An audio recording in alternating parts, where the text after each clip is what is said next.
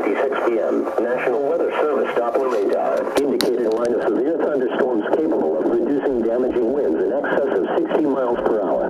These storms were located along the line extending from 12 miles northeast of Glen to 12 miles northwest of Tamworth to 11 miles northwest of Groton, or along the line extending from 14 miles north of Freiburg to 14 miles east of Lincoln to 14 miles northwest of Plymouth, and moving southeast at 40 miles per hour.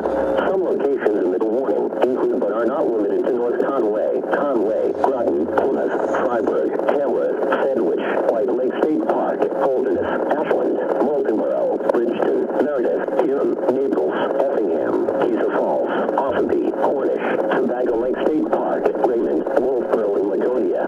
This storm has a history of producing destructive winds and large damaging hail.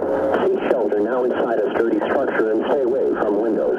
Please report hail or strong winds to the National Weather Service by calling toll-free 1-877-633-6772, and you can do so safely.